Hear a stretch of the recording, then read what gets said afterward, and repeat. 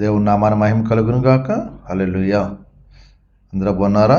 దేవాదేవుడు మరొక నూతన దినం దయచేసిన దేవాదేవునికి వందనాలు చెల్లించుకుంటూ ఈ దినపు వాగ్దానం ధ్యానించుకుని ప్రార్థన చేసుకుని మన పనులు ప్రారంభించుకుందాం. ఈ దినపు వాగ్దానం, యెహోవా నువ్వు చేసిన దానికి ప్రతిఫలం ఇచ్చును. రూతు గ్రంథం 2:12 ఈ మాట. ఈ మాట బోయాజు రూతు అంటున్నాడు, నువ్వు చేసిన దానికి దేవుడు ప్రతిఫలం. దేవుడు ఎవరినో కూడా దేవుని మన యథార్థవంతుల్ని విడిచిపెట్టడు. రూతు తన తల్లిని తండ్రి తన జన్మ విడిచి ఇంతకుముందు ఎరగిన జన్మ వద్దకు వచ్చేది కనుక నువ్వు చేసిన దానికి ప్రతిఫలం ఇస్తాడు. మరి రూతు తన అత్తతో వచ్చేస్తాయి.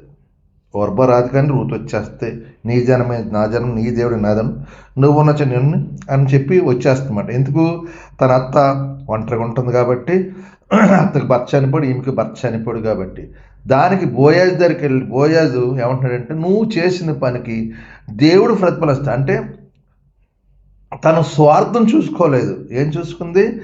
అత్త మీద ప్రేమ చూపించింది అంతే. కాబట్టి దేవుడు బోయాజు అంటున్నాడు, యెహోవా నువ్వు చేసిన దానికి నిశ్చయంగా ప్రతిఫలం. ఎందుకంటే తన కుటుంబీకులందరినీ విడిచిపెట్టేసి తన అత్త నిమిత్తం మరి ఇక్కడ రావడం జరుగుతుంది.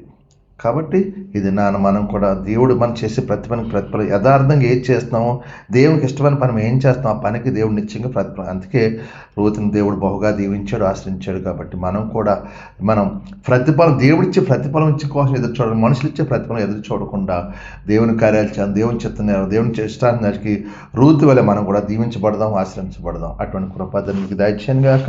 దేవుడు మిమ్మల్ని దీవించును గాక. ఆమెన్. మీ కొరకు ప్రార్థిస్తాను. మీకున్న అదే ప్రార్థన. సర్వాధికారియు మహాగండు పరిశుద్ర నీకు వందనాలు, స్తోత్రాలు.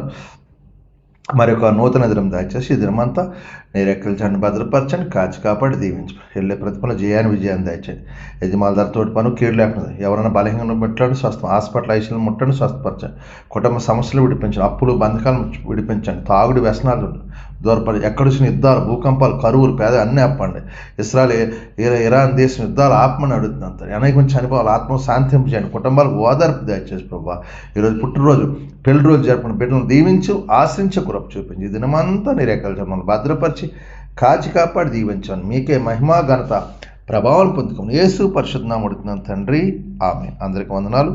దేవుడు మిమ్మల్ని కుటుంబాన్ని దీవించును గాక. ఆమేన్. ప్రభువు నామంలో ఈ వీడియో వీక్షించిన ప్రతి ఒక్కరికి జీసస్ స్వస్థత ప్రార్థనా మందిరం వారి ప్రత్యేక వందనాలు తెలియజేసుకుంటున్నాము.